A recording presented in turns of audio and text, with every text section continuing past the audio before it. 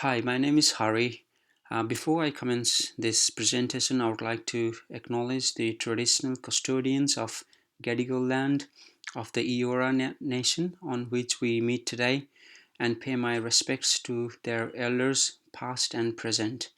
Also, I extend that respect to Aboriginals and Torres Strait Islander peoples here today. Today I'm going to talk about the alcohol consumption amongst the Aboriginals and Torres Strait Islander communities, the one of the most vulnerable group in our nation.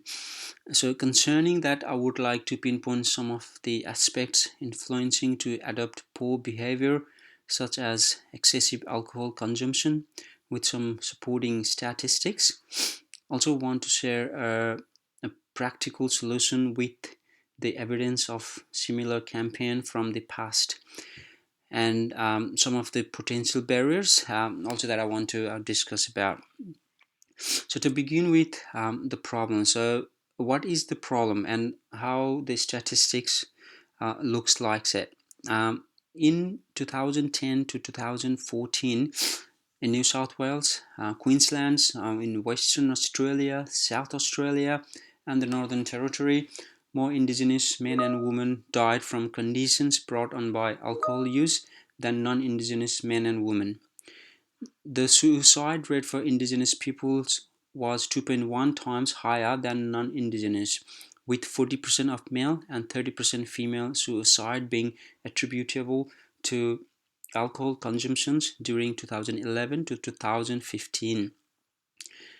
Evidence demonstrates a clear association between poor mental health and substance abuse in Aboriginal and Torres Strait Islander people. In 2011, the burden of disease due to alcohol was 8.3% respectively, with it being 2.3 times higher amongst Indigenous peoples than non-Indigenous people. Indigenous people are approximately 1.2 to 1.3 times more likely to consume alcohols at dangerous level that pose risks to their health than non-Indigenous people. The key points that contribute to alcohol consumption amongst Aboriginal and Torres Strait Islander people are the poverty and inequity. Poor housing and overcrowding lead to poor psychosocial outcomes, which are associated with risk-taking behaviors such as alcohol use.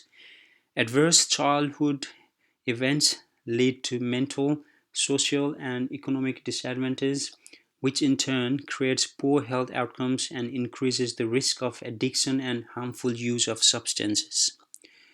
Indigenous peoples experience individual, societal, and institutional racism daily, which affects accessing health services and leads to low self-efficacy and empowerment, which progresses to high stress and depleted physical and mental health, consequently leading to higher levels of alcohol consumption. So what could be the solution for this? We are creating an approach to positively reduce youth alcohol consumption amongst communities of Aboriginal and Torres Strait Islander people through a free yearly event led by Indigenous peoples, which will focus on spreading awareness about this health issue in all communities within New South Wales. Our yearly event will be partnered with Police and Community Youth Club (PCYC). The Police and Community Youth Clubs around New South Wales are an organisation which provides support for youth and caters for recreational activities which can be conducted within a safe environment. Funding and support for this event will be facilitated by the government, as this intervention targets a growing health issue, as alcohol consumption leads to numerous adverse health outcomes such as liver disease, suicide, behavioral disorders, assault, and transport accidents. Additionally, in 2004 to 2005, the cost of drug use was $55.2 billion, with 27.3% being alcohol contributed. The PCYC location across New South Wales have particularly attracted Indigenous participants in their program, where 2020 has recorded up to 5,246 Indigenous membership, which are a significant 5.6% of the total number of membership in the New South Wales alone. Hence, due to their success of gaining high volumes of participation from Aboriginal and Torres Strait Islander peoples, we are bringing forth another program which will initiate the conversation of youth alcohol consumption. This will be communicated through Indigenous elders, health professionals, community members, and Indigenous youth who have overcome alcohol dependence. These individuals will educate, share stories, experiences, and encounters related to alcohol consumption. Activities included sports and arts, as well as educating young Indigenous about the risk related to alcohol and how it can be detrimental towards their health and well-being. Additionally, the determinants and inequities that contribute to youth alcohol consumption will be discussed.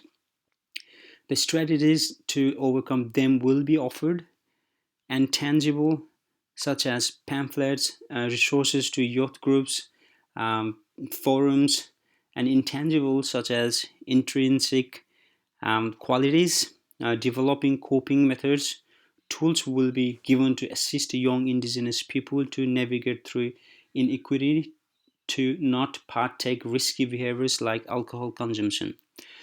Food and drinks will also be provided to allow individuals to feel comfortable and socialize.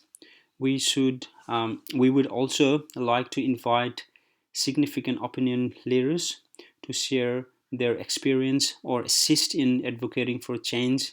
These people include Indigenous politician Linda Burney, CEO of the Aboriginal Medical Service in Redfern, Dr. Naomi Myers, and Indigenous Ambassador for RUOK, Rob Mills, who may visit a unique region yearly to take part in this great cause.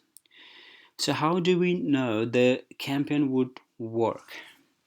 A similar program to our youth alcohol consumption yearly event is NACCHO Ochre Day Men's Health Conference, run by the National Aboriginal Community Controlled Health Organization. Much like our yearly event addressing youth alcohol consumption, this program uses education, knowledge, relationships, social and community support, networking, and awareness to enhance health outcomes for Indigenous men. So, what are the potential barriers to achieve this target? Um, so, it could be the intergenerational trauma may be too deeply embedded within the individual. Therefore, this event may not reach or provide the necessary help. Continuous financial government support will be dependent on some south change occurring from this event. A challenge will be proving that yearly. While this yearly event may educate and empower young children and adults, their home environment must facilitate and support the reduction of alcohol consumption. Extremely low health literacy levels may prevent information from this event to be implemented in daily life. This is the end of my presentation. I hope this presentation was not so boring and you took something out of it. Thank you for listening. Have a nice day.